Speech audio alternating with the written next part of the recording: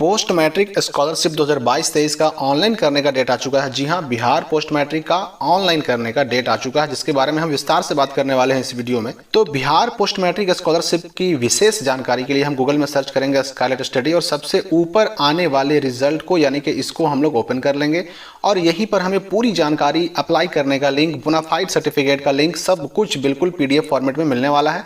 तो हम इस सबसे ऊपर आने वाले पोस्ट को ओपन कर लेंगे। Bihar post matric scholarship 2022-23 online शुरू, ये है लास्ट डेट। इस पोस्ट को हम ओपन कर लेंगे। हमारे सामने बिहार के पोस्ट मैट्रिक स्कॉलरशिप के ऑनलाइन के संबंध में सारी जानकारी इस पोस्ट में हमें मिलने वाली है। सबसे पहली बात ये कि पोस्ट मैट्रिक स्कॉलरशिप होता क्या है। तो देखिए, पोस्ट मैट्रिक का ही मतलब हुआ मैट्रिक के बाद।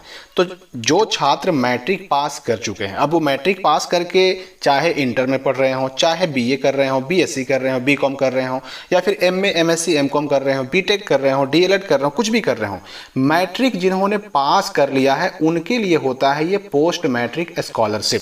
पिछले साल 2021 में बिहार के शिक्षा विभाग ने पोस्ट मैट्रिक स्कॉलरशिप के लिए एक अलग से पोर्टल बनाया है जिसको पीएमएस भी कहा जाता है और इसी पोर्टल द्वारा पिछले साल से ही स्कॉलरशिप के लिए ऑनलाइन आवेदन लिए जा रहे हैं। तो ये pmsonline.bih.nic.in जो वेबसाइट है, जो लिंक आपको इस पोस्ट में नीचे दिया भी गया है, तो उसी लिंक के माध्यम से ये अप्लाई होता है। अब पोस्ट मैट्रिक स्कॉलरशिप के बारे में अगली बात जो हम जानेंगे कि ये स्कॉलरशिप के लिए अप्लाई किस किस क्लास में पढ़ने वाले बच्चे कर सकते हैं। तो देखिए, ये सारे कोर्स करने वाले बच्चे, क्योंकि मैट्रिक पास करने के बाद आप इंटर भी करते हैं, बीए, बीएससी, बीकॉम करते हैं। अब चाहे आप पार्ट 1 में हो, पार्ट 2 में हो, पार्ट 3 में हो, अब चाहे इंटर में आप 11th में हो या इंटर में आप 12th में हो, अप्लाई कर सकते हैं। बीएड कर रहे हो, डीएलएड कर रहे हो, एमए, एमएससी, एमकॉम कर रहे हो, पॉलिटेक्निक कर रहे हो, बी फार्मा, बीई, बीटेक, आप मैट्रिक पास करने के बाद अगर किसी भी कोर्स में पढ़ रहे हैं तो आप पोस्ट मैट्रिक स्कॉलरशिप के लिए एलिजिबल हैं, अप्लाई कर सकते हैं।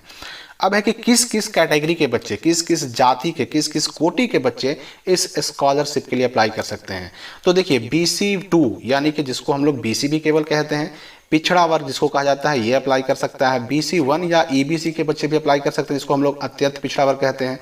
फिर SC यानी कि शेड्यूल कास्ट, जिसको हम लोग अनुसूचित जाति हिंदी में कहते हैं, उस कैटेगरी के बच्चे भी अप्लाई कर सकते हैं। फिर ST यानी कि अनुसूचित जनजाति के बच्चे भी अप्लाई कर सकते हैं। ध्यान रहे कि ये स्कॉलरशिप सामान्य कोटि यानी जनरल कैटेगरी के छात्रों के लिए नहीं होता है। अगली बात जो हम जानेंगे कि ये ऑनलाइन अप्लाई शुरू कब से होने वाला है। तो ऑनलाइन अप्लाई करने का जो ऑफिशियल नोटिफिकेशन है आ चुका है। अभी केवल डेट का नोटिफिकेशन आया है, अभी विस्तृत विज्ञापन का आना बाकी है। और इस अगर हम नोटिफिकेशन की बात करें तो इस नोटिफिकेशन में कह दिया गया है कि बिहार पोस्ट मैट्रिक स्कॉलरशिप के लिए 5 नवंबर 2022 से ऑनलाइन आवेदन, ऑनलाइन अप्लाई शुरू हो जाएगा और आगे आने वाले समय में इसका विस्तार से विज्ञापन भी जारी होने वाला है। अब रही बात यह कि इस विज्ञापन की हम बात करें तो इसमें फिलहाल SC और ST की ही बात कही जा रही है, लेकिन जो विस्तृत विज्ञापन आने वाला है कुछ दिनों में, क्योंकि अभी 5 नवंबर आने में टाइम है, छुट्टियां भी चल रही हैं, तो विस्तृत विज्ञापन, विस्तृत जानकारी वो छुट्टियों के बाद 5 नवंबर से पहले पहले जारी कर दिया जाएगा और BC EBC का भी नोटिफिकेशन बहुत जल्द जारी हो जाएगा।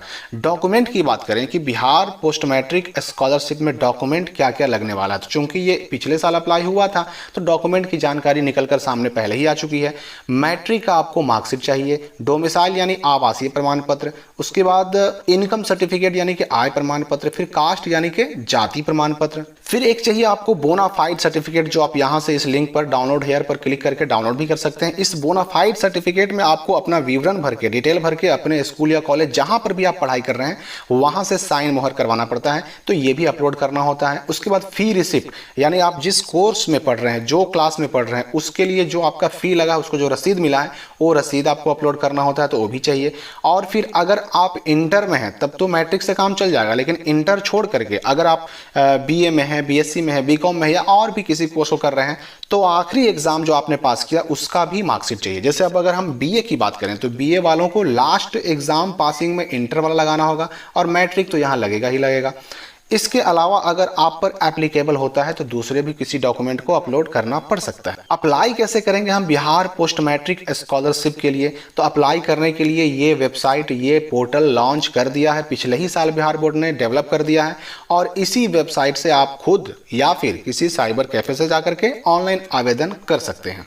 और यही नहीं, इसके अलावा एक मोबाइल ऐप भी डेवलप किया है बिहार बोर्ड ने। तो यहाँ पर ये अप्लाई लिंक हो गया और यहाँ पर ये मोबाइल ऐप डाउनलोड करने का लिंक हो गया। ये दोनों में से किसी भी माध्यम से आप चाहें तो बिहार के पोस्ट मैट्रिक स्कॉलरशिप के लिए अप्लाई कर सकते हैं।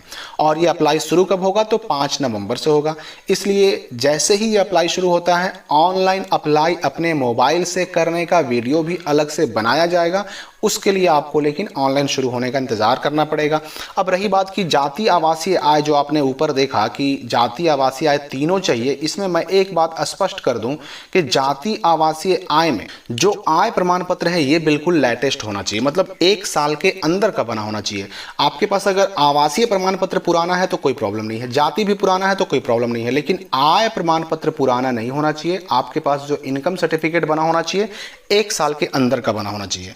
तो अगर आप चाहते हैं कि आप खुद से अपने जाति आवासीय आय का ऑनलाइन अप्लाई करना सीख सकें तो इस वीडियो में कमेंट करके हमें बताएं। अगर मुझे लगेगा कि सच में आप जाति आवासीय आय का ऑनलाइन खुद से अपने मोबाइल से करना सीखना चाहते हैं तो उसके लिए अलग से एक वीडियो बनाया जाएगा, लेकिन ये डिपेंड करता है आपके कमेंट पर। तो धन्यवाद दोस्तों, मिलते हैं अगली वीडियो में एक नए इन्फॉर्मेशन के साथ।